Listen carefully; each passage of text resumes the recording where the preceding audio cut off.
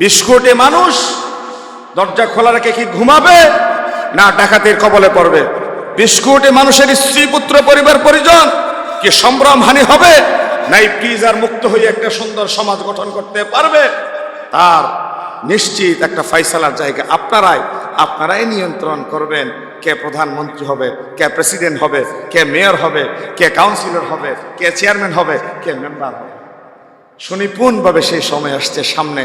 আপনারাই যোগ্যতা, মেধা, দক্ষতার ভিত্তিতে দেশ পরিচালনা করার যারাই দায়িত্বপ্রাপ্ত হবে, যারাই চেয়ার পরিচালনা করতে পারবে, তাদেরকে সঠিক জায়গায় পৌঁছে দেওয়ার দায়িত্ব আমরা আলেম ওলামা। তো এই জন্যই বলতে পারি না আর কি জনগণ ক্ষমতার উৎস। এই কথা যেহেতু কুফুরি কথা, কারণ ক্ষমতা দেন আল্লাহ, ক্ষমতা নেনও আল্লাহ, কিন্তু প্রকারান্তরের চাবিকাঠি মানুষের হাতে। মানুষ ভাগ্য ঘুরিয়ে যাকে চেয়ারে বসাতে চায় তারাই চেয়ারে বসাতে পারে। তবে বিগত কয়েক বছর, কয়েক দশক ধরে আমার দেশের নির্বাচন ব্যবস্থাকে একেবারে মেরুদণ্ড ভেঙে দিয়েছে। আদম আলাইহিস সালাম থেকে শুরু করে ঈসা রূহুল্লাহ পর্যন্ত কোনো পয়গম্বরের হাতে আল্লাহ তাআলা দ্বীনকে পরিপূর্ণ করেন নাই। সমস্ত আম্বিয়া আলাইহিমুস সালাম দ্বীন প্রতিষ্ঠার জন্য প্রাণান্তকর প্রচেষ্টায় নিজেদেরকে নিয়োজিত রেখেছিলেন, কিন্তু কোনো পয়গম্বর এই কথা বলে যেতে পারেন নাই আল ইয়াউমা আকমালতু লাকুম দীনাকুম, যে কথা আমার নবী বিদায় হজ্জের ভাষণে আরফার ময়দানে ঘোষণা করেছেন যে এই মুহূর্তে আল্লাহ তাআলা জিবরিল আমিনকে পাঠিয়ে ঘোষণা দিয়েছেন, আজ আমি তোমাদের জন্য আমার পক্ষ থেকে নির্ধারিত সেই জীবন বিধান পরিপূর্ণ করলাম এবং তোমাদের উপর সেই জীবন বিধানের নাম ইসলাম। সেই ইসলামের উপর আমি আল্লাহ রাজি হয়ে গেলাম। সুবহানাল্লাহ বলেন। এই ধরনের কোনো কথা, কোনো অ্যানাউন্সমেন্ট, কোনো এলান, কোনো ঘোষণা আগে কোনো নবীর উপর আল্লাহ তাআলা দেননি। এবং নবীর মাধ্যমে ইসলাম যে একটা মোকাম্মল নিজামে হায়াত, একটা পরিপূর্ণ জীবন বিধান, সেটা আমরা বুঝতে পারলাম। এই নবী কোরআনুল কারীমে যত জায়গায় আল্লাহ তাআলা প্রেরণের নেপথ্যের ইতিহাস বর্ণনা করেছেন, নবীর কর্মসূচি, কর্মনীতি, কর্মপরিসির আলোচনা করেছেন, প্রায় সব জায়গায় 4টা বিষয়কে আল্লাহ তাআলা সামনে নিয়ে এসেছে। হুয়াল্লাযী বা'আসা ফিল উম্মিয়িনা রাসূলাম মিনহুম ইয়াতলু আলাইহিম আয়াতিহি ওয়া ইউযাক্কিহিম ওয়া ইউআল্লিমুহুমুল কিতাবা ওয়াল হিকমা ওয়া ইন কানূ মিন ক্বাবলু লাফি যালালিম মুবিন। 4টা বিষয়কে তিনি সামনে নিয়ে আসলেন। ইয়াতলু আলাইহিম আয়াতি, আমার পক্ষ থেকে যে কিতাব নবীকে দিলাম সেই কিতাব যেন তেলাওয়াত করে শোনা। 2 নম্বর, ওয়া ইউআল্লিমুহুমুল কিতাব, এই কিতাবের বড় রহস্য কি, মিস্ট্রিয়াস কি, সেটাই যেন জাতিকে ব্যাখ্যা করে জানান। ওয়াল হিকমা, দিন যে একটা যুগোপযোগী, সময়োপযোগী, সায়েন্টিফিক নিয়মানুবর্তিতার আলোকে আল্লাহর পক্ষ থেকে নাজিলকৃত এই বিধিবিধান, সেটা যেন হিকমা, বিজ্ঞান, প্রযুক্তি দিয়ে জাতির সামনে উপস্থাপন করেন। 4 নাম্বার, ওয়া ইউযাক্কিহিম, বাঘের বাচ্চা জন্মের পরে অটোমেটিক বাঘের বৈশিষ্ট্য নিয়ে বাঘে পরিণত হয়ে যায়। সিংহের বাচ্চা জন্মের পরে তার বৈশিষ্ট্য নিয়ে সিংহের বাচ্চায় পরিণত হয়ে যায়। গরুর বাছুর গরু হয়ে যায়। পৃথিবীর সকল সৃষ্টি মায়ের বৈশিষ্ট্যে সে নিজেকে তৈরি করে নেয়, কিন্তু মানুষের বাচ্চা হাত পা 4টা থাকলে পরে, জন্মের পরে এবং একটা সময় গিয়ে সে মানুষের সন্তানে পরিণত হতে পারে না। আপনারা আমার সাথে অনেকে একমত হতে পারলেন না বোধহয়, এই জন্যে না শব্দটা ছোট হয়েছে। মানুষের বাচ্চাকে জন্মের পরে অটোমেটিক মানুষে পরিণত হয়ে যায়? ব্যাখ্যা শোনেন কেন হয় না। গত জুমাবার আমি বলেছি, ঢাকা বিশ্ববিদ্যালয়ে একটা পাগল অপ্রকৃতস্থ ছেলেকে ধরে প্রাচ্যের অক্সফোর্ডে মেধার জোরে টিকে তারা সর্বোচ্চ ডিগ্রি নিয়ে পিটিয়ে পিটিয়ে একটা ছেলেকে একবার খাওয়ায় আর একবার পিটায়, এভাবে করতে করতে মৃত্যুর মুখে ঠেলে দিল। তার ভেতরে ঢাকা বিশ্ববিদ্যালয়ে পড়ার মতো যোগ্যতা সৃষ্টি হয়েছে বলেই তো সে ভর্তি পরীক্ষায় টিকেছে। এই কোয়ালিটির পাশাপাশি তার ভেতরে মোরালিটি তথা নৈতিকতা যুক্ত না হওয়ার দরুন তার ভেতরে মনুষ্যত্ববোধ সৃষ্টি হয় নাই, ফলে মানুষের বাচ্চা উপযুক্ত নৈতিকতা সম্পন্ন মানুষ না হতে পারার দরুন একজন মানুষ হয়ে বনের পশু নিয়ে চিড়ে ফেটে হিংস্র দানবের মতো আরেকজন মানুষকে পিটাইতে পিটাইতে মৃত্যুর মুখে ঠেলে দিয়েছে। ঠিক কিনা বলেন? এই জন্যই তো বলি মানুষের বাচ্চা জন্মের পরে সে প্রশিক্ষণ ছাড়া মানুষ হতে পারে না। এই যে ওয়ায়ুযাক্কিহিম আই তাসকিয়াতুন নাফস, কলমের কোথায় আমার শ্রমিক মেহনতি মানুষের ঘাম ঝরা পরিশ্রমের পয়সায় বেতন গ্রহণ করে, গাড়ির পেট্রোল জ্বালায়, বাসার সুবিধা ভোগ করে, ছেলে মেয়েদের সর্বোচ্চ বিদ্যাপীঠে পড়ানোর জন্য প্রায়োরিটি পায়, কিন্তু আবার যখন সুযোগ পায় আপনাকে আমাকে এই শ্রমিক মেহনতি মানুষের কপালে একটা লাঠির দাগ দিয়ে টেবিলের নিচে বাম হাতের ইনকাম করে আমাকে আপনাকে এই দেশের সরকারের সুবিধা থেকে বঞ্চিত করবার জন্যে যারা আমলার চেয়ারে বসে আছে তারা কেউ বাইরের নাগরিক নয়, তারা কেউ বাইরের দেশের বাসিন্দা নয়, তারা আমার দেশে বেড়ে উঠে আমার দেশের বিশ্ববিদ্যালয়ে সর্বোচ্চ ডিগ্রি নিয়ে আমার দেশের মানুষের পেটে লাথি মেরে ভাগ্য উন্নত করার পরিবর্তে ভাগ্য বিপর্যস্ত করার পেছনে যারা ভূমিকা পালন করে তারা কোয়ালিটি সম্পন্ন মানুষ, কোয়ালিটির সাথে মোরালিটি নৈতিকতা যুক্ত না হবার দরুন তারা হালাল হারাম পার্থক্য করতে না পেরে মানুষের পেটে লাথি মেরে এই মানুষের ভাগ্যকে বিপন্ন করে দেওয়ার জন্য তারা নানা পায় তারা চক্রান্ত করে। ঠিক কিনা বলেন না? আমলার চেয়ারে যারা বসে আছে কেউ রিক্সাওয়ালা নয়, কেউ ঠেলাওয়ালা নয়, কেউ অশিক্ষিত নয়, কেউ কম শিক্ষিত নয়। এই জন্যই বলেছি কোরআনুল কারীম আল্লাহ রাব্বুল আলামিন আর রহমান পরম করুণাময় দয়ালু, এরপর আয়াত কি বলেন না একটু? আল্লামাল কোরআন, ভালো করে খেয়াল করবেন কথাটা। আর রহমান পরম করুণাময় আল্লাহ। 2 নম্বর আল্লামাল কোরআন মানে যিনি কোরআন শিক্ষা দিলেন। 3 নম্বর খলাকাল ইনসান, মানুষ পয়দা করলেন, মানুষ সৃষ্টি করলেন। কিন্তু কথার সিকুয়েন্স, কথার ধারাবাহিকতা হওয়ার দরকার ছিল এইভাবে। আর রহমান পরম করুণাময় আল্লাহ যিনি মানুষ সৃষ্টি করলেন, মানুষ সৃষ্টির পরে তাকে কোরআনের এলেম দিলেন, কিন্তু আল্লাহ এমনটা করলেন না। আল্লাহ প্রথম পরম করুণাময় আর রহমান, এরপরে 2 নম্বরে মানুষ সৃষ্টির কথা না দিয়ে তিনি কোরআনের এলেমের কথা বললেন।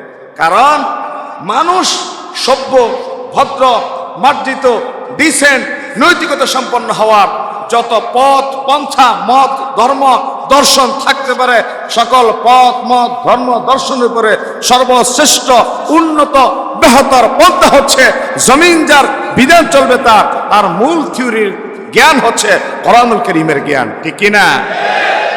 এই জন্য আল্লাহ প্রথম রহমান, তারপরে আল্লামাল কোরআন, 3 নম্বরে দিলেন খালাকাল ইনসান। না হয় আল্লাহ রহমান, তিনি কোরআন শিক্ষা দিলেন, কাকে দিলেন সে কথা আসছে পরে।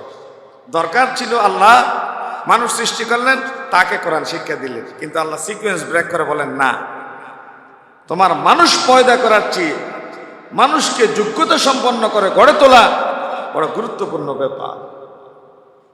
আর এই কাজ যিনি সম্পন্ন করেন তিনি নবী এবং রসুল।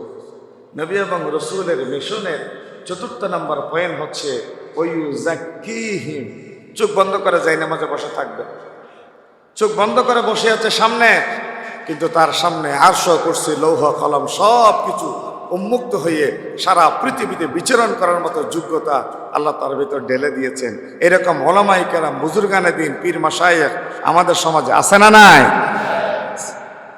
যারা তাসাউফ চর্চা করে, আধ্যাত্মিকতা লালন করে, যাদের ভিতরে খশিয়াত ইলাহি কাজ করে, তারা চোখ বন্ধ করে। আমরা আল্লামা সিদ্দিক আহমদ আজাদ রহমতুল্লাহ আলাই লাল দিঘির পারে বলেছিলেন, আমি তো ওনার কাছে যাওয়ার জীবদ্দশায় সুযোগ হয়নি, আমরা ছোট ছিলাম। তিনি বলেছেন, বাবারা তোমরা যারা ডান হাত বাম হাত উঁচু করে আকাশ বাতাস মুখরিত করে নারী তাকবীরের স্লোগানে প্রকম্পিত করে তুলছ, এই লক্ষ লক্ষ মানুষ রাস্তাঘাটে আল্লাহু আকবারের স্লোগানে মুখরিত করে বাতিলের তখতা তাউস যত না প্রকম্পিত করতে পারে, তার চেয়ে বেশি এবং বহুগুণে শেষ রাতে উঠে আল্লাহর দরবারে চোখের পানি ফেলে রবকে হাজির নাজির জেনে যারা এই জমিনে আল্লাহর বন্দেগীতে নিজেকে সঁপে দেয়, আল্লাহ রাব্বুল আলামিনের এই জমিনে জালেমের তখতা তাউস প্রকম্পিত করার জন্য তাদের চোখের পানি বেশি ভূমিকা পালন করতে পারে। ঠিক কিনা বলেন? রাস্তার ময়দানের আন্দোলনের ভূমিকা পাশাপাশি শেষ সাথে তাহাজ্জুদের চোখের পানি আল্লাহ তাআলার কাছে জাহান্নামের আগুন নিভিয়ে দেওয়ার জন্য যথেষ্ট হয়ে যায়। আর এই শেষ রাতের চোখের পানি বের করার যারা ভূমিকা পালন করে তাদেরকে বলা হয় মুবাল্লিগ, মুরশিদ, পীর, তাদেরকে বলা হয় রাহবার, যিনি পথ দেখান। কোরআনুল কারীম আল্লাহ রাব্বুল আলামিন বলেন, মান ইয়াহদিল্লাহু ফাহুয়াল মুহতাদ, যাকে আল্লাহ হেদায়েত দেন কেউ তারে গোমরা করতে পারে না। ওয়া মান ইউদ্লিল ফালান তাজিদ লাহু ওয়ালিয়াম মুরশিদা, আল্লাহ রাব্বুল আলামিন যারে গোমরা করেন পৃথিবীতে এমন কি আছে তারে ওলি হিসেবে সামনে সঠিক পথে নিয়ে যেতে পারে? আছে না।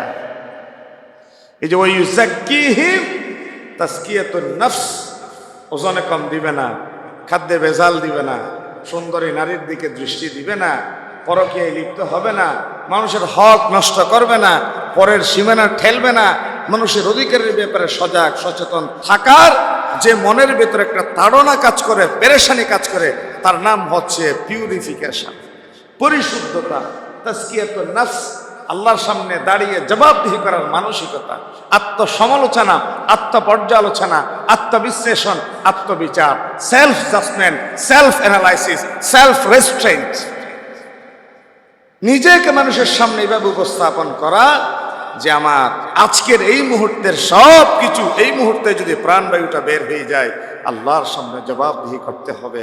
হবে কি হবে না? এই যে আল্লাহর সামনে দাঁড়িয়ে জবাবদিহি করতে হবে, এই জন্যই তো মুমিনদের জীবনে তো মূল্যবান।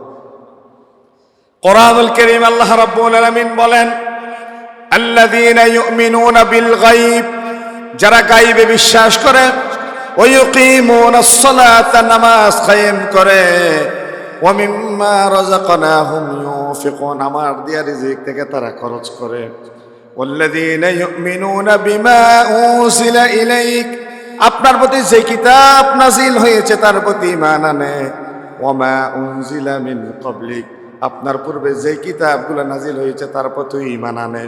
এই পাঁচটি বিষয়ের জ্ঞান, পাঁচটি বিষয়ের ঈমান যাদের ভেতরে আছে তারই বলা হয়েছে হুদাল লিল মুত্তাকিন, তার নাম হচ্ছে মুত্তাকি।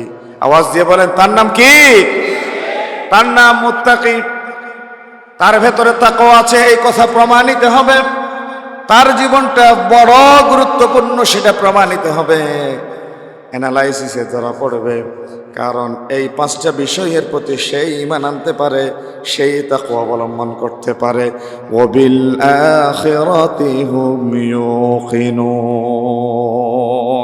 মৃত্যুর পরে আরেকটা জীবন আছে যেটা এন্ডলেস, বিয়ন্ডলেস, বটমলেস, যার শুরু হচ্ছে শেষ নাই। এই পরকালকে আমরা বিশ্বাস করি কি করি না? আওয়াজ দিয়ে শুনতে চাই, পরকালের প্রতি আমাদের বিশ্বাস আছে না নাই? এই পরকালের প্রতি যাদের বিশ্বাস আছে তারাই উপরোক্ত পাঁচটি বিষয়ের প্রতি ঈমান আনে, এবং এদেরকে বলা হয় মুত্তাকি। এদেরকে কি বলা হয়? মুত্তাকি। হিন্দুরা বলে পুনর্জন্ম, তারা পুনর্জন্মে বিশ্বাসী, যে একবার মারা গেল দ্বিতীয়বার বাঘ, ভল্লুক, সাপ, বিচ্ছু, কুকুর, শিয়াল হয়ে নাকি পৃথিবীতে আবার জন্মগ্রহণ করে। আমরা বলি না, মৃত্যুর পরে পুনর্জন্ম বলতে কিছুই নেই। মৃত্যুর পরে আল্লাহর সামনে দাঁড়িয়ে জবাবদিহি করার আরেকটা আখিরাত আমরা বিশ্বাস করি, এবং আছে। আছে না নাই? এই আখিরাতকে যারা বিশ্বাস করে তাদেরকে বলা হয় মুমিন, এবং আখিরাত বিশ্বাস করি বলেই ওজনে কম দিই না, খাদ্যে ভেজাল দিই না, এতিমের হক নষ্ট করি না, পরকীয়ায় লিপ্ত হই না, নিজের সতীত্ব নিজের চরিত্র নষ্ট হতে দিই না। আমরা আমাদের প্রতিবেশীর হকের ব্যাপারে সচেতন এবং সজাগ থাকি। যদি মৃত্যুর পরে কলা গাছ হয়ে যাব, মৃত্যুর পরে খেজুর গাছ হয়ে যাব, মৃত্যুর পরে মাটি হয়ে যাব, মৃত্যুর পরে শূন্য উড়ে যাব, মৃত্যুর পরে পুনর্জন্ম, মৃত্যুর পরে আরেকটা ইতিহাস নেই, এই ধরনের কথা যদি আমরা বিশ্বাস করতাম, তাহলে খাও দাও ফুর্তি করো, নগদ যা পাও হাত পেতে নাও, এই কথা বলে লটপাট সন্ত্রাস মারামারি হানাহানিতে ব্যস্ত থেকে আমরা পৃথিবীকে আখের গোছাবার অন্যতম উপাদান হিসেবে গ্রহণ করতাম। কিন্তু কোন মুমিন, কোন মুসলমান এই দুনিয়াকে চূড়ান্ত সফলতার জায়গা মনে করতে পারে, কারণ এই দুনিয়ার ভেতর দিয়ে সে পরকালে সফল হতে চায়। কোরআনুল কারীম আল্লাহ রাব্বুল আলামিন বলেন, من كان يريد حرث الآخرة نزد له في حرثه ومن كان يريد حرث الدنيا نؤته منها وما له في الآخرة من نصيب। যে ব্যক্তি পরকালকে পেতে চায়, দুনিয়াকে পরকালের আলোকে সাজায়, নাজিদ লাহু ফি হারফি, পরকালের সফলতার সমস্ত উপাদান তাকে দিয়ে আমি সাজিয়ে দিই। ওমান কানা ইউরিদু হারসাদ দুনিয়া নুতিহি মিনহা, যে ব্যক্তি শুধু দুনিয়া দুনিয়া করে দুনিয়াকে সব কিছুর গুরুত্বপূর্ণ কেন্দ্র মনে করে, আমি দুনিয়াকে তার জন্য সুসজ্জিত করে দিই। ওয়ামা লাহু ফিল আখিরাতি মিন নাসিব, পরকাল বলতে তার জন্য কোনো কিছুই আমি অবশিষ্ট রাখি না। নাউজুবিল্লাহ বলেন। কথাটা কার? অর্থাৎ যে দুনিয়া চায় আমি দুনিয়া তার সামনে সুশোভিত করে দিই, যে দুনিয়ার ভেতর দিয়ে পরকালকে আলোকিত করতে চায়, আমি এই দুনিয়াকে পরকালীন উপযোগ্য বস্তু বানিয়ে। এই জন্য মুমিন, মুসলিম, বিশ্বাসী, আস্তিক, এথিস্ট, ইমানদার, পরকালে বিশ্বাসী এমন কোনো কাজ করবে না যে কাজের ভেতর দিয়ে তার অতলান্ত আখিরাত শেষ হয়ে যেতে পারে। একজন মুমিন আখিরাত ধ্বংস হওয়ার মতো, ধ্বংস করার মতো কোনো বোকামি কাজ করতে পারে? এই জন্য মুমিনদেরকে আল কাইয়িসু মান দানা নাফসাহু ওয়া আমিলা লিমা বা'দাল মাউত, ওই ব্যক্তি বড় চালাক যে মৃত্যু পরবর্তী জীবনের ব্যাপারে নিজেকে প্রস্তুত করে নেয়। ওই ব্যক্তি বড় বোকা যে মৃত্যু পরবর্তী জীবনকে দুনিয়ার সামান্য জীবন দিয়ে শেষ করে এবং সেটা আশা করে। ওয়াল আজিজু মান ইত্তাবা'a নাফসাহু হাওয়াহা ওয়া তামান্না আলা আল্লাহ, দুনিয়াকে খাই দায় মাস্তি করে শেষ করে এবং মৃত্যুর সময় আশা করে আল্লাহ আমাকে মাফ করে দিবে। খাই দায় ফুর্তি করে মাস্তি করে শেষ করে এবং এই কথা আবার লালন করে অন্তরে যে আল্লাহ আমাকে ক্ষমা করে জান্নাত দিয়ে দিবে।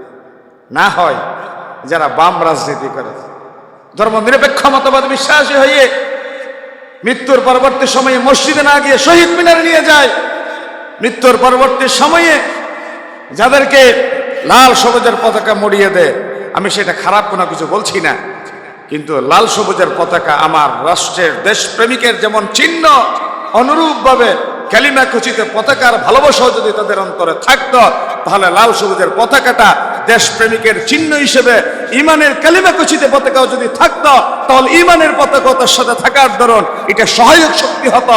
ইমানের শক্তির সাথে দেশের শক্তি যদি যুক্ত হয়, সে পরিপূর্ণ মুমিন হয়ে যেত। ঠিক কিনা বলেন না? কালিমা খচিত পতাকাটা আপনি কোনো সময় তার সাথে রাখলেন না।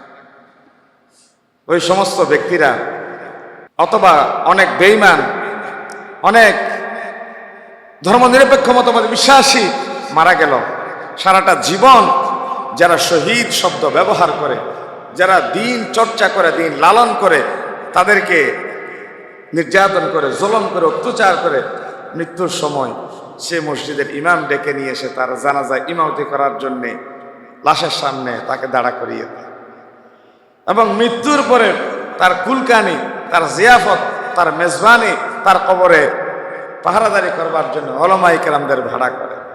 এমন কিছু ভাড়া করা মোল্লারাও আছে যারা ইমানদার কি বেঈমান, আস্তিক কি নাস্তিক চিন্তা করে না, দুটো পয়সা পকেটে ঢুকলেই সে দুনিয়ার সব জায়েজ না জায়েজকে নিজের দৃষ্টিতে হালাল মনে করে। আছে না নাই?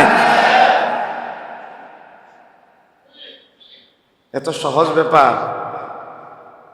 একজন মানুষ 30 দিনে 30 দিন শেষ রাতে উঠে তাহাজ্জুদ পড়ে রবের সামনে নিজের মস্তক ঝুঁকালো, আর একজন মানুষ ফরজ নামাজটাও নিজে ঠিকমতো আদায় করলো না। সে যদি আল্লাহর কাছে একই মর্যাদা পেতে চায়, একই জান্নাতে যেতে চায়, তাহলে একজন আবেদকে জান্নাত দিয়ে ইনসাফ করা আর একজন জালেমকে জান্নাত দিয়ে একজন আলেমের উপর, ইমানদারের উপর তো জুলুম করার সমান হয়ে যায়।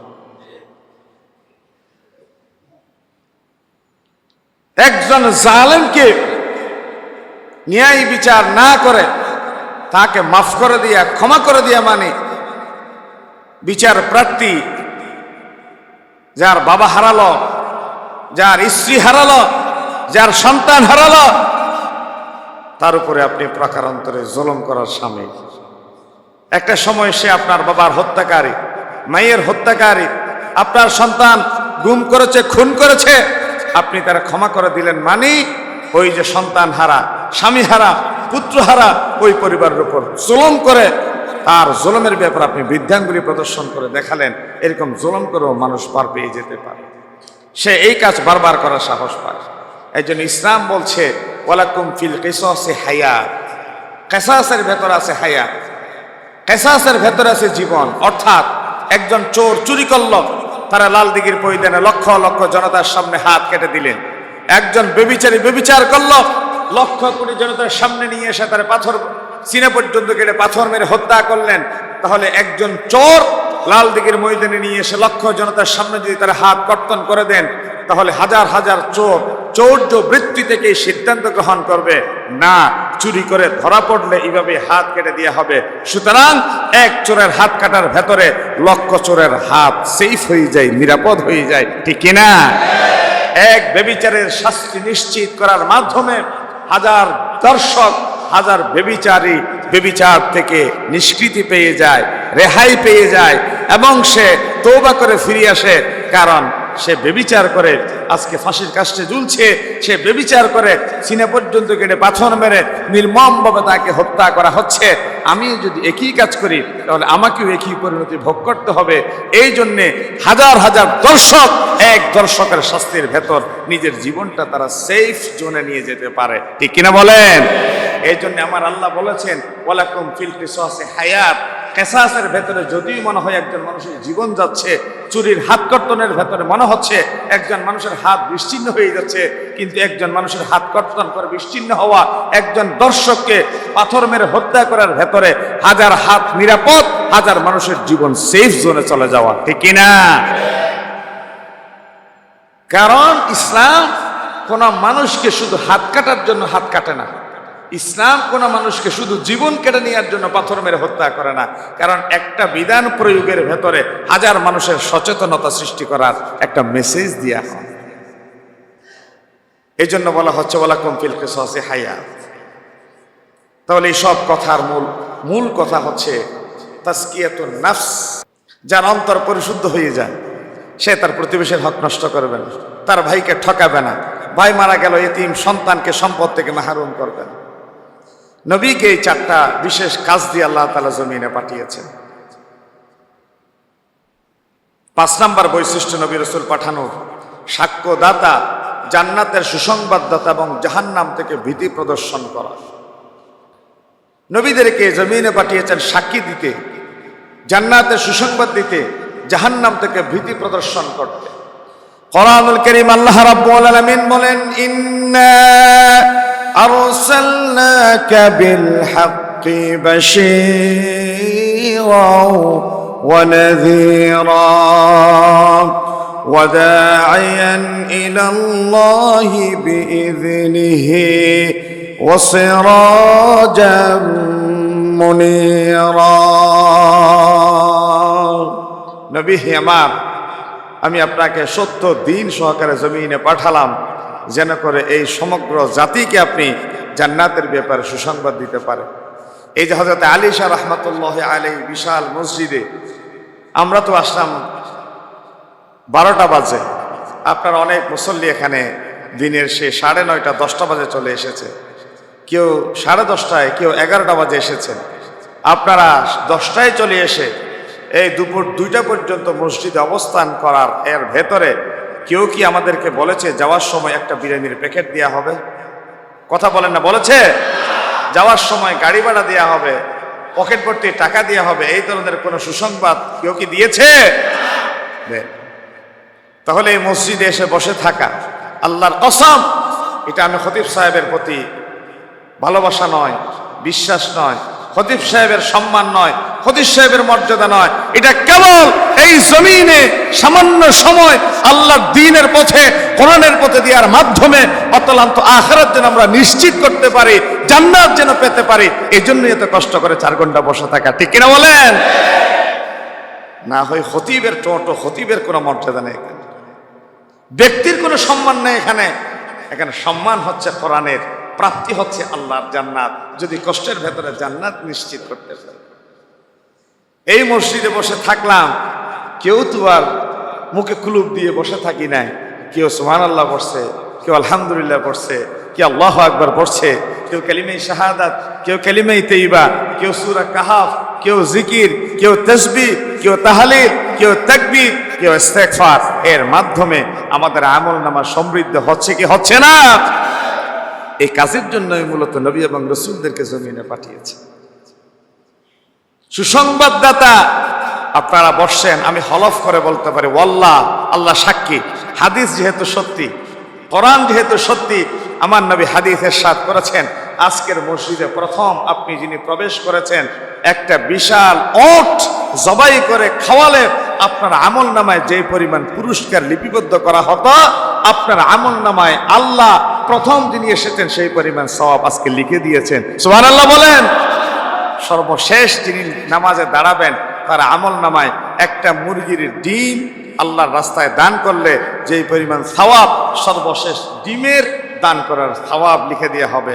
এরপরে খুতবা যখন শুরু হয়ে যাবে, বাকিরা যারা আসতে থাকবে, ফেরেশতারা খাতা ক্লোজ করে খুতবা শোনার জন্য বসে যায়। বাকি আল্লাহ, আল্লাহ যেন আপনার ফয়সালা। এই যে মানুষ বসে আছে, আপনারা যে আসছেন, শপথ করে বলতে পারে, দাবি রাখি যে বিগত এক সপ্তাহ থেকে আজকের এই জুমা পর্যন্ত যত সগীরা গুনাহ আপনার চোখে, আপনার মাথায় চিন্তায়, আপনার কানে শুনে, আপনার হাত দিয়ে অঙ্গ প্রত্যঙ্গের মাধ্যমে হয়েছে, আজকের জুমার মাধ্যমে বিগত একটা সপ্তাহের গুনাহ আল্লাহ নিজ দয়ায় ক্ষমা করে দিয়েছেন। সুবহানাল্লাহ বলেন। ফজরের নামাজ যারা পড়েছেন, ফজর থেকে জুমা পর্যন্ত যারা মসজিদে এসেছেন, এই ফজর থেকে জুমা, আসরের নামাজ যারা পড়বেন, জুমা থেকে আসর পর্যন্ত সময়ের এই ক্ষণিকের যা গুনাহ সগীরা হবে, আল্লাহ রাব্বুল আলামিন এক নামাজের পরে আর এক নামাজের ভেতরে সংগঠিত গুনাহসমূহ পরবর্তী নামাজ উপস্থিতির ভেতর মাফ করে দেন, ক্ষমা করে দেন। সুবহানাল্লাহ বলেন। এটাই হচ্ছে বেশারত, এটাই হচ্ছে সুসংবাদ। আবার তাদের জন্য দুঃসংবাদ, ওয়ানাযীরা, যারা এখনো পর্যন্ত দোকানপাট বন্ধ করতে পারে নাই, নিজেদের কর্মব্যস্ততা ছেড়ে মসজিদ আসতে পারে নাই, আল্লাহর গোলামিতে নিজের মস্তক ঠেকাতে পারে নাই, ওয়ানাযীরা, জেনে রাখুন, আল্লাহ যদি বারাকা দিতে চান, 10 টাকার ভেতরে 10 লাখ টাকার বারাকা পেয়ে যাবেন। একটা টিস্যুর বক্সে 10টা টিস্যু আছে, আমি ছেড়ে দিলাম, 100 মানুষ খাওয়ার পরে টিস্যুর প্যাকেটে একটা টিস্যু অবশিষ্ট আছে, 100 মানুষ খেয়ে তাদের প্রয়োজনও শেষ করেছে, তার মানে টিস্যুর প্যাকেটে বারাকা হয়েছে। তার মানে 10টা টিস্যু 100 জন মানুষের ভেতরে দিনে 91 জন মানুষ বলে যে আমাদের টিস্যুর দরকার নেই। তাদের মনকে আল্লাহ এত প্রশান্তিতে ভরে দিয়েছে, না টিস্যু নিক, যা বাকি যারা সামনে আছে নিক। এভাবে নিতে নিতে নিতে নিতে 9 জন মানুষ নিল, 91 জন মানুষ নিল না। তাদের মনের ভিতরে টিস্যু না পাওয়ার ক্লান্তিও নাই, পেরেশানিও নাই, আর টিস্যু পাওয়ার জন্য কোনো উদ্গ্রীব আকাঙ্ক্ষাও নাই। তাহলে 10টা টিস্যু দিয়ে 100 মানুষকে রাজি করতে পারা মানে আল্লাহ তাআলা 10টা টিস্যুর ভিতর কি দিয়েছে? এক ডেকসি রান্না, 1000 মানুষ, ঢাকনা তোলেন নাই, দিচ্ছেন, খাচ্ছে, দিচ্ছেন, খাচ্ছে, 1000 মানুষ খাওয়া শেষ, ডেকসির তলায় কিছু গোস্ত বাকি আছে। তাহলে 20 কেজি গোস্ত 100 মানুষ খাওয়ার পরে কিছু বাঁচি থাকা, এটা বারাকা দিয়েছে কে? তাবারাকাল্লাযী বিয়াদিহিল মুলকু ওয়া হুয়া আলা কুল্লি শাইইন কাদির।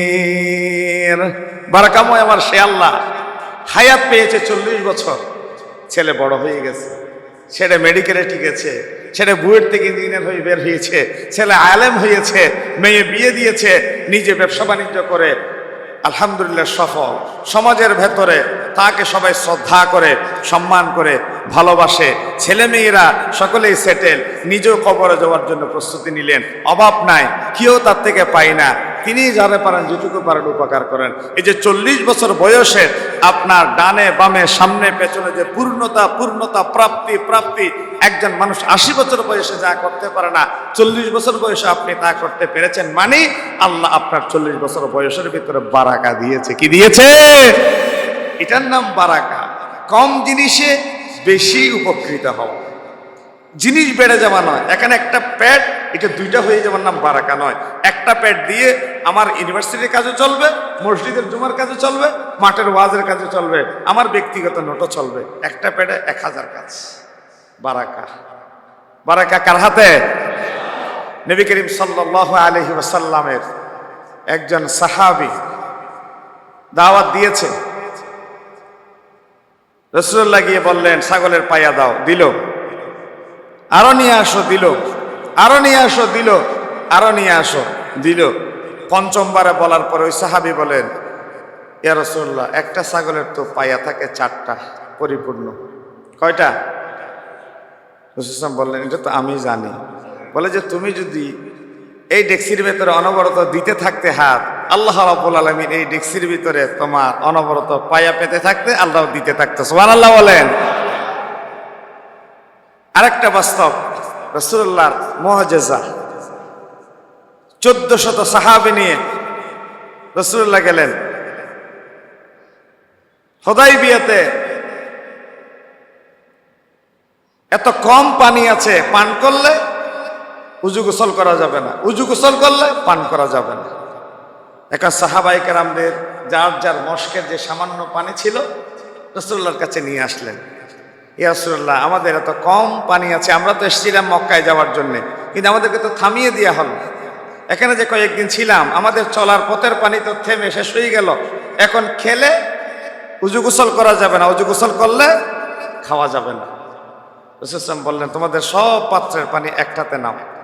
নিয়ে রাসূল হাতটা ঢুকিয়ে দিলেন। সাহাবায়ে কেরামরা বলছেন, আমার নবীর 5টা আঙ্গুল যেন এক একটা ঝর্ণা দ্বারায়, ঝর্ণা ফোয়ারায় পরিণত হয়েছে, খলকল করে পানি বের হচ্ছে।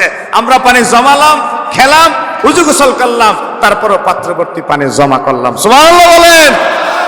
হাদিসে দৃষ্টি দেন, হুদায়বিয়ার ইতিহাস পড়ে দেখেন।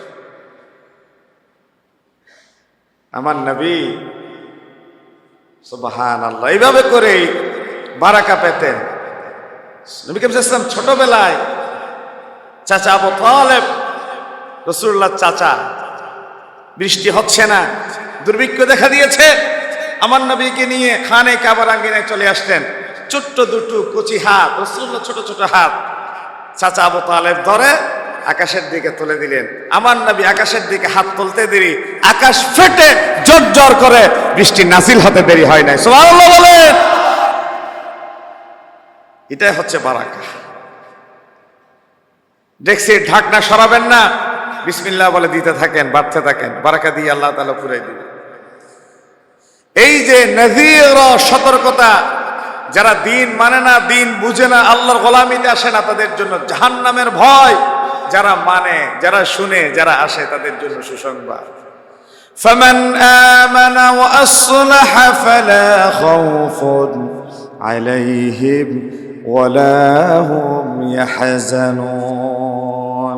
আল্লাহ রাব্বুল আলামিন বলেন, ওয়ামা নুরসিলুল মুরসালিনা ইল্লা মুবাশশিরিনা ওয়া মুনযিরিন। আমি নবী রাসূলদেরকে মুবাশশিরিনা, সুসংবাদদাতা, ওয়া মুনযিরিনা, ভীতি প্রদর্শনকারী হিসেবে পাঠালাম। ফামান আমানা, যে ব্যক্তি ঈমান আনলো, ওয়া আসলাহা, সংশোধিত হলো, ফালা খাউফুন আলাইহিম, কোনো ভয় নাই, ওয়ালা হুম ইয়াহজানুন, কোনো পেরেশানি নাই। মুফাসসিরিনে কেরামরা এ ব্যাপারে দুটো কথা বলেছেন। ফালা খাউফুন আলাইহিম, মানে ছেলে মেয়ে স্ত্রী পুত্র পরিবারে পরিজন ছেড়ে দিয়ে কবরে চলে গেলেন। ও শহীদ, ও দ্বীনের মুবাল্লিগ, দ্বীনের দায়ী, এই দুনিয়ায় ছেলে মেয়ে রেখে গিয়েছেন, আল্লাহর জান্নাতে চলে গিয়েছেন। তোমাদেরকে বলা হচ্ছে তোমার মা বাবা কোথায় চলে গেল, টেনশন করো না। আর তাদেরকেও বলা হচ্ছে তোমরা পেরেশান হইও না, তোমাদের রেখে যাওয়া ছেলে মেয়ে সহায় সম্পদ রক্ষণাবেক্ষণের দায়িত্ব স্বয়ং আল্লাহর কুদরত গ্রহণ করে নিবে। সুবহানাল্লাহ। ফালা খাউফুন আলাইহিম ওয়ালা হুম ইয়াহজানুন, তোমাদের জন্য সামনে ভয় নাই, তোমরা জান্নাতি, পিছনে যা ফেলে আসছো তার জন্য শঙ্কা নাই, পেরেশানির কোনো কারণ নাই, তাদের নিরাপত্তার দায়িত্ব স্বয়ং আল্লাহ। সুবহানাল্লাহ বলে। তাহলে বাশীর এবং নাযীর আমার নবী। ষষ্ঠ নাম্বার, আলোকিত সমাজ গড়ার জন্য নবী এবং রাসূলদের পৃথিবীতে আগমন, আলোকিত সমাজ গড়া। আল্লাহর আইন চাই, বলেন সৎ লোকের, বলেন আল্লাহর আইন চাই, এটাই হবে আমাদের স্লোগান। অর্থাৎ এই জমিনে আইন চলবে কার? শাসন চলবে সৎ লোকের। কার মাধ্যমে? সৎ লোকের মাধ্যমে। এই জমিন, আবার বলেন এই জমিনে আইন চলবে কার মাধ্যম? চেয়ারে বসবে সৎ লোক। ওসি সাহেবের চেয়ার যদি সৎ হয়ে যায়, এসপি সাহেবের চেয়ার যদি সৎ হয়ে যায়, ডিসি সাহেবের চেয়ার যদি সৎ হয়ে যায়, আমার উপদেষ্টাদের চেয়ার যদি সৎ হয়ে যায়, তাহলে আমার গ্রামের ট্যাক্সের ভেটের টাকায় ঢাকাতে কি রেল একটা আছে যে মেট্রো রেল, মেট্রো রেলে বিগত সময়ে আওয়ামী লীগ গভর্নমেন্টে এক বছরে ইনকাম হতো 18 কোটি টাকা। 6 মাসে কত? 18 কোটি। আর এখানে এক মাসে হয়েছে 20 কোটি টাকা। এক মাসে কয় কোটি? তাহলে যে সরিষা দিয়ে ভূত তাড়াবেন, সেই সরিষার ভিতরে যদি ভূত ঢুকে যায়, তাহলে এখন কে কাকে ভূত তাড়াবে? 6 মাসে যদি তাদের হিসাব মতে 18 কোটি, আর এখন এক মাসে যদি 20 কোটি টাকা হয়, তাহলে আমার দেশ কি পরিমাণ লুটপাটের স্বর্গরাজ্যে পরিণত হয়েছিল, এটা কি আর বোঝার বাকি আছে? এই জন্য বাবারা বলবো, এটা দলের কথা নয়, কাউকে কোষা মেরে অ্যাটাক করে কথা নয়। কথা হচ্ছে যার যার জায়গা থেকে আমরা সৎ হব। যার যার জায়গা দিয়ে কি হব? আপনি আপেল কিনতে গিয়েছেন, মালটা কিনতে গিয়েছেন, আপেলওয়ালা মালটাওয়ালা সে তো আর নিজের গাছের ফল আপেল মালটা আপনারা বিক্রি করতে রাস্তায় নামে নাই, নিশ্চয়ই এলসি করে ফলমন্ডি থেকে, পাইকারি আড়তদার থেকে সে কিনে নিয়ে এসে আপনারা বিক্রি করতে বসছে। সে বলছে আপনারা 300 টাকা, একেবারে বাস্তব কথা এটা। সে বলছে আমার মালটা আপেলের দাম 300 টাকা। আপনি তারে কোসাইতে কোসাইতে কোসাইতে কোসাইতে বাধ্য করলেন 250 টাকা দিতে। এখন তার কিনে হচ্ছে 280 টাকা বাস্তবে। আপনি তারা ফোর্স করে হোক, জোর করে হোক, 250 টাকার উপরে টাকা দিবেন না। এখন সেও জায়গা মতো আপনারা পচা বাসি 6 মাস আগের, 1 বছর আগের যেগুলো পেয়েছে সামনে পামে থেকে, আপনি যখন ডানে বামে ফিরলেন, আপনার প্যাকেটটা করার মতো করে নিচের প্যাকেটের পচা প্যাকেটটা আপনার উঠে হাতে ধরা দিল। আর আপনি তো চিন্তা করলেন না, আপনি আরে বাধ্য করলেন টিট ফর, এরা বলে না বুঝলো, টিট ফর ট্যাট। পাথর মারবেন, ঢিল মারবেন, আপনি পাথর খাবেন। ইট মারবেন, পাটকেল খাবেন। আপনি যত জোরে একটা এই পাথরে ঘুষি মারবেন, যত জোরে আপনি কিক করবেন, পাথর আপনারা তত জোরে একটা আঘাত দিবে। দিবে কি দিবে না? এই জন্য মাথায় রাখতে হবে, আপনিও কাউকে ঠকাবেন না, আপনিও ঠকবেন না। আল্লাহ তাআলা কি চমৎকার মূলনীতি বলেছে দেখেন, ওয়াইলুল লিল মুতাফফিফিন, মাপে কম দিয়া, ওজনে কম দিয়া ব্যক্তির জন্য ধ্বংস। তারা কারা? আল্লাহ কি চমৎকার কথা বলেছে এখানে, আল্লাযীনা ইযা ইক্তালু আলান নাসি ইস্তাওফুন, যে মানুষকে দে মেপে কম দে, ওয়া ইযা কালুহুম আও ওয়াজানুহুম ইখসিরুন, মানুষকে দেওয়ার সময় কম দেয়, কিন্তু নিজে নেওয়ার সময় পরিপূর্ণ ম্যাপে নেওয়ার চিন্তা করে। নিজে নেওয়ার সময় ম্যাপে বরাবর নিবে, কিন্তু মানুষকে দেওয়ার সময় কি দিবে? কম দিবে। বিচার মানে বাবা তাল গাছটা আমার। ইসলাম বলে না, এটা হবে না। আপনি যার উপরে জুলুম করেছেন, যার উপর অন্যায় করেছেন, যার হক মেরে গিয়েছেন, যার অধিকার থেকে ডেপ্রাইভ করেছেন, ধৈর্য ধরেন, অপেক্ষা করেন। আজকে আপনি জালেম হয়েছেন, আগামীকাল আপনার উপর সেই একই আঘাত অবশ্যই আল্লাহর পক্ষ থেকে আসবে, কোনো সন্দেহ নেই, কোনো সন্দেহ নাই। কারণ এক প্রজন্ম জুলুম করে তার ফল রেজাল্ট ভোগ করে তার নাতিপতি 14 গোষ্ঠীর যে কোনো এক প্রজন্ম দেখবেন হয় পাগল হয়ে গেছে, নতুবা মানুষের ধারে ধারে ভিক্ষা করছে, নতুবা মাথা গুজাবার ঠাঁই নাই, নতুবা মানুষের 2 পয়সার ইজ্জত নাই, সম্মান নাই। এরকম জেনারেশন আমাদের মাঝে আছে না নাই? যার বাপ দাদারা ছিল সমাজের সবচেয়ে প্রভাব প্রতিপত্তিশালী, যাদের দিকে চোখ তুলে থাকাবার সুযোগ ছিল না, কিন্তু আজকে তার নথিপতিরা খয়রাতি, ভিক্ষুক। 1 ঘন্টা জায়গার ভিতর 5 ভাই লাঠালাঠি করে, সমাজে 2 পয়সার কদর নাই। এই জন্য জুলুমের বড় মারাত্মক রিয়াকশন আছে। এই জন্য জুলুম করবেন না কারো। আলোকিত মানুষ গড়ার জন্য, আলোকিত সমাজ গড়ার জন্য নবী এবং রাসূলদেরকে আল্লাহ জমিনে পাঠিয়েছেন। কোরআনুল কারীম আল্লাহ রাব্বুল আলামিন বলেন, আল্লাহু ওয়ালিয়ুল্লাযীনা আমানু ইউখরিজুহুম মিনাজ যুলুমাতি ইলান নূর। যারা ঈমান এনেছে আল্লাহ তাদের অভিভাবক। বলেন মুমিনদের অভিভাবক কে? ওয়াল্লাহু ওয়ালিয়ুল মুমিনিন। মুমিনদের অভিভাবক তো আমার আল্লাহ। তাদেরকে তিনি বের করে আনেন অন্ধকার থেকে আলোর দিকে। আমরা যারা বিশ্বাস করেছি রব আমার আল্লাহ, আমাদের রবকে, যাদের রব আল্লাহ, কোরআনুল কারীম যে সত্য, কোরআনুল কারীম যে আল্লাহর কথা, কোনো সন্দেহ আছে? এই যে কোরআনুল কারীমের ভেতরে সূরা আল বাকারার 257 নম্বর আয়াতে আল্লাহ বলছেন, যারা বলবে আল্লাহ আমার রব, রাসূল আমার নেতা, কোরআন আমার সংবিধান, আমার আল্লাহ ওয়াদা দিচ্ছেন, ও আমার অন্ধকারে নিমজ্জিত জাতি, গোমরাহির ভেতরে পড়ে থাকা সম্প্রদায়, তোমাদেরকে আলোর পথে নিয়ে আসা, কল্যাণের পথে নিয়ে আসার দায়িত্ব আমি আল্লাহর কুদরত গ্রহণ করে নিলাম। ইখরিজুহুম মিনাজ যুলুমাতি ইলান নূর। তোমাদেরকে হকের পথে আনা, সত্যের পথে আনা, ন্যায়ের পথে আনার দায়িত্ব আমি আল্লাহ। আল্লাহর আইন অনুযায়ী বিচার ব্যবস্থা প্রতিষ্ঠা করা 7ম নম্বর পয়েন্ট। নবী এবং রাসূলদেরকে আল্লাহ পাঠিয়েছেন আল্লাহর আইন অনুযায়ী বিচার ফয়সালা করতে। আল্লাহর পয়গম্বরকে আল্লাহ রাব্বুল আলামিন বললেন, নবী হে আমার, আপনি যখন মদিনা প্রজাতন্ত্রের প্রেসিডেন্ট হয়ে গেলেন, স্বাভাবিক লোকজন আপনার কাছে আপনার আদালতে মামলা দায়ের করার জন্য আসবে। ফাইজাউকা ফাহকুম বাইনাহুম। আপনি তাদের কাছে চাইলে ন্যায় বিচারে কায়েম করতে পারেন, আও আ'রিদ আনহুম, অথবা ইতস্ততা বোধ করতে পারেন। আপনার আদালতে কোন একটা বিচার যদি আসে, আপনি চাইলে ফয়সালা করতে পারেন, অথবা কি করতে পারেন? ইতস্ততা বোধ করতে পারেন। যেমন এখন তো ইন্টারিম গভর্নমেন্ট চলছে, কোন একটা সরকার যদি নির্বাচিত হয়ে আসে, নির্বাচিত সরকারের সব বিচারক তো আর দলীয় ক্যাডার হয় না। যদিও বিগত সময়ে আমরা সুপ্রিম কোর্ট, হাইকোর্টের বিচারপতিদের এককভাবে দলীয় লেজুর বৃত্তি চিন্তা করে নিরপরাধ মানুষদেরকে, এই জমিন আল্লাহর ওলিদেরকে ধরে ধরে ফাঁসির কাস্টে ঝুলিয়ে এই জাতির চোখের পানি রাস্তা রাস্তায় করতে আমরা দেখেছি, ঠিক কিনা বলেন? তাদের ভেতরেও 2-1 জন মানুষ, যেমন বিচারপতি আব্দুল ওয়াহাব সাহেব ছিলেন, হিন্দু হলো ভদ্রলোক এসকে সিনহা, শেষ পর্যন্ত টিকে থাকতে পারে নাই।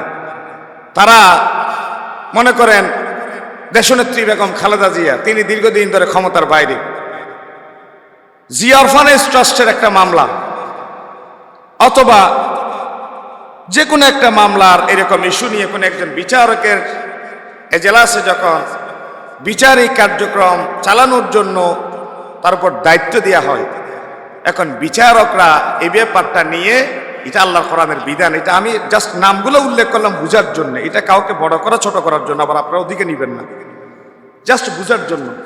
অর্থাৎ রাসূলকে আল্লাহ তাআলা বলছেন, ফাইন জাউকা ফাহকুম বাইনাহুম। নবী, আপনি বিচারক, আপনি মদিনা প্রজাতন্ত্রের প্রেসিডেন্ট, আপনার কাছে মানুষজন বিচার প্রার্থী হয়ে আসবে, স্বাভাবিক। আপনি যদি বিচার করতে চান, ওয়েলকাম করেন। আও আ'রিদ আনহুম, অথবা বিগত সময়ে 3 বারের প্রধানমন্ত্রী ছিলেন তিনি আবারও চাইলে আগামীতে ক্ষমতায় আসতে পারেন। আপনার জীবনের একটা মাইয়া আছে, আপনার চাকরির একটা হারানোর ভয় আছে, এই চিন্তা করে কোন একজন বিচারক যদি মনে করেন না ভাই আমি এই বিচারটা রায় দিতে বিব্রত বোধ করলাম, অন্য একটা কোর্টে মামলাটা ট্রান্সফার করা হয়। এইরকম করার বিধান এটা আমাদের দেশীয় আইন নয়, এটা সরাসরি কোরআনের আইন। কার আইন? কথা বলে না কার আইন? এরপরে কথাটা বলার জন্য মূলত আমি কথাটা এত লম্বা ফিসায় ঘুরাই বললাম। এরপরের কথাটা কি দেখেন, ওয়াইন তুরিদ আনহুম, যদি আপনি বিব্রত বোধ করেন ফয়সালা দিতে, ফালাই ইয়াদুররুকা শাইআ, বিচারপতি প্রেসিডেন্ট প্রধানমন্ত্রীর বাবার কুদরত নেই আপনারা জোর করে বিচারটা করতে বলার। আপনি বিব্রত বোধ করতে পারেন, ফালাই ইয়াদুররুকা শাইআ, না ভাই অন্য কোর্টে বিচারটা একটু ট্রান্সফার করা হোক, আমি রায় দিতে পারবো না, কারণ আমার জীবনের মায়া আছে বা তার প্রতি আমার বিশেষ কারণে দুর্বলতা আছে। রায়টা যদি দিতেই হয় ফাঁসি দিতে হবে, রায়টা যদি দিতেই হয় তাকে 10 বছরের সাজা দিতে হবে, এই জন্য আমি নিজেকে নিবৃত্ত করলাম, আমি দিলাম না। এরপরের স্টেপ আল্লাহ কি বললেন দেখেন, ওয়াইন হাকামতা, যদি আপনি ফয়সালা করেন, ফাহকুম বাইনাহুম বিল কিসত, কিসতিন মানে ন্যায় বিচার মানদণ্ড, যদি আপনি ফয়সালা করার জন্য বিচার একবার হাত দিয়ে দেন তবে জুলুম করার কোনো সুযোগ থাকবে না, ন্যায় বিচার যেন আপনার হাত দিয়ে কায়েম হয়ে যায়। এরপরে আমার আল্লাহ বললেন, হয় বিব্রত বোধ করেন অথবা ন্যায় বিচার করেন, যে কোনো একটাতে যান। তবে আমি আল্লাহ এই কথা বলে দিলাম, ইন্নাল্লাহা ইউহিব্বুল মুকসিতিন, বিচার করে আমি আল্লাহ তারে বড় ভালোবাসি। জমিনে তাহলে নবী এবং রাসূলদের দ্বারা কোনো অন্যায় অবিচার হতে পারে, আর নবীর উত্তরসূরি যারা, নবীর ওয়ারিস যারা, তারাও যদি বিচারকের এজলাসে বসে যায় তাদের দ্বারা কোনো অবিচার জুলুম হতে পারে? তাহলে আপনারা কেন ন্যায় বিচারের কায়েমের জন্য, কেন বিচারকের এই এজলাসগুলোতে হকপন্থী সত্যানুসন্ধান আলেম ওলামা পীর বুজুর্গ, পাকিস্তানের জাস্টিস তাকি উসমানী একদিকে তিনি সুপ্রিম কোর্টের বিচারালয়ের সর্বোচ্চ বিচারক, অপর পক্ষে পাকিস্তান শরিয়া কাউন্সিলের সর্বোচ্চ একজন উপদেষ্টা। পাকিস্তান পারলে বাংলাদেশ কেন পারবে? আল্লামা জাস্টিস তাকি উসমানী নেটে সার্চ করে দেখেন বাংলাদেশের কওমি অঙ্গনের মাথার তাজ, সারা পৃথিবীর আলেম ওলামার মাথার সেরতা আছে। পাকিস্তান যদি পারে বাংলাদেশ কেন পারবে?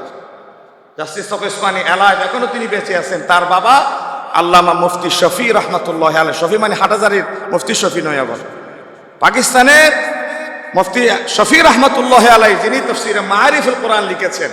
আগের হজ্জাজে কেরামরা হজ থেকে আসার সময় সৌদি গভর্নমেন্ট একটা তফসির হাতে দিতেন, মুফতি শফি রহমাতুল্লাহ আলাইহি তাফসীরে মাআরিফুল কোরআন, ওই মুফতি শফির ছেলে রহমাতুল্লাহ আলাইহি জাস্টিস আল্লামা তাকি উসমানী। এমন কোন বিষয় নেই যে বিষয় তিনি কলম করেন নাই। কত বড় মাপের আলেম, এবং বাংলাদেশেও একাধিকবার এসেছেন। তিনি আবার সুপ্রিম কোর্টের একজন বিচারপতি। আমার দেশও যদি এরকম হয়ে যায় তাহলে ন্যায় বিচার যে কায়েম হবে কোনো সন্দেহ আছে? একজন মসজিদের ইমাম বাছাই করতে আপনারা আমাদের হুজুরের দাড়ি সুন্নাহ মতো আছে কিনা, হুজুরের চুল সুন্নাহ মতো কাটছে কিনা, হুজুরের জামা সুন্নাহ মতো আছে কিনা, হুজুরের পরিবার দ্বীনের পরিবেশের উপর আছে কিনা, সব কিছু বিবেচনা করেন। এই আলিশা মসজিদে নামায় 10-20 মানুষ নামাজ পড়েন, কোন মসজিদে এরকম এত বেশি সংখ্যক মুসল্লির নামাজ পড়ে? 1000, 2000, 3000 মুসল্লিদের জন্য ইমাম বাছাই করতে দাড়ি ঠিক আছে কিনা, টুপি ঠিক আছে কিনা, পরিবার পর্দায় বেত থাকে কিনা, এসব কিছু যাচাই বাছাই করে ইমাম নিয়োগ দেন 3000 মানুষের জন্য। আর 20 কোটি মানুষের জন্য যিনি ভাগ্য পরিবর্তনের বিচারক নিয়োগ করবেন, তার নিয়ম নীতি, আইন কানুন, নীতি নৈতিকতা যদি বিচার বিশ্লেষণ করে নিয়োগ না দেন, কিয়ামতের ময়দানে আল্লাহর আদালত থেকে বাঁচার কোনো উপায় থাকবে না। ঠিক কিনা বলে? এটাই হচ্ছে শরিয়াতের ফয়সালা। 20 কোটি মানুষ দরজা খোলা রেখে কি ঘুমাবে, না ডাকাতের কবলে পড়বে? 20 কোটি মানুষের স্ত্রী পুত্র পরিবার পরিজন কি সম্ভ্রম হানি হবে, নাই প্রিজার মুক্ত হয়ে একটা সুন্দর সমাজ গঠন করতে পারবে? তার নিশ্চিত একটা ফয়সালার জায়গা আপনারাই নিয়ন্ত্রণ করবেন। কে প্রধানমন্ত্রী হবে, কে প্রেসিডেন্ট হবে, কে মেয়র হবে, কে কাউন্সিলর হবে, কে চেয়ারম্যান হবে, কে মেম্বার হবে। সুনিপুণভাবে সেই সময় আসছে সামনে। আপনারাই যোগ্যতা, মেধা, দক্ষতার ভিত্তিতে দেশ পরিচালনা করার যারাই দায়িত্বপ্রাপ্ত হবে, যারাই এই চেয়ার পরিচালনা করতে পারবে, তাদেরকে সঠিক জায়গায় পৌঁছে দেওয়ার দায়িত্ব আমরা আলেম ওলামা তো এই জন্যই বলতে পারি না আর কি জনগণ ক্ষমতার উৎস। এই কথা যেহেতু কুফুরি কথা, কারণ ক্ষমতা দেন আল্লাহ, ক্ষমতা নেনও আল্লাহ, কিন্তু প্রকারান্তরের চাবিকাঠি মানুষের হাতে। মানুষ ভাগ্য ঘুরিয়ে যাকে চেয়ারে বসাতে চায় তারাই চেয়ারে বসাতে পারে। তবে বিগত কয়েক বছর, কয়েক দশক ধরে আমার দেশের নির্বাচন ব্যবস্থাকে একেবারে মেরুদণ্ড ভেঙে দিয়েছে। মানুষ, আমরা ভোটার হয়েছি 15-20 বছর আগে, আমরা কোনোদিন সঠিকভাবে ভোট কেন্দ্রে গিয়ে ভোট দিতে পারি নাই। ইয়াং জেনারেশন যাদের হাতে আমার দেশের নতুন স্বাধীনতা ফিরে এসেছে, আমার ইয়াং জেনারেশনের ভেতরে সম্ভবত এই ধরনের একটা ক্ষোভের সঞ্চার হয়েছে। যেই দেশে জন্মগ্রহণ করলাম, যেই দেশের আলু বাতাসে বেড়ে উঠলাম, এই দেশের নিয়ন্ত্রণ যাদের হাতে, এই নিয়ন্ত্রকের জায়গায় মানুষ বসবার যেহেতু আমরা একেবারেই সুযোগ পাই নাই, এই জন্য বোধহয় আরেকবার নিয়ন্ত্রকের ওই জায়গায় মানুষ বসাবার জন্য, দিন বসাবার জন্য, ইসলামকে পৌঁছে দেওয়ার জন্য আমাদের রক্ত দিয়ে, জান দিয়ে, জীবন দিয়ে, কোরবানি দিয়ে একবার আন্দোলন করা দরকার। সেই আন্দোলনের নেপথ্যের ইতিহাস আমার যুবক তরুণরা করে দেখিয়েছে যে তারা চাইলে এই জমিনের, এই ভাগ্যের, এই জাতির উন্নয়ন জনগণের হাতে। জনগণ একবার যদি নড়েচড়ে বসে, তাহলে যারা জালেম, যারা অত্যাচারী, তাদের পালাবার কোনো রাস্তা থাকে না। ঠিক কিনা বলেন?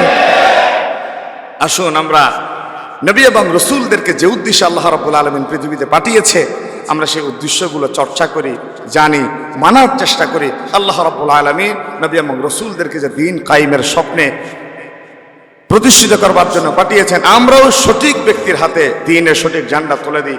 আল্লাহ দিন বুঝে দিন মেনে আমাদের অটুট অবিচল থাকার তৌফিক দান করুক। সকলে বলি আমিন। ওমা তৌফিক ইল্লা বিল্লাহ। আসসালামু আলাইকুম ওয়া রাহমাতুল্লাহি ওয়া বারাকাতুহু।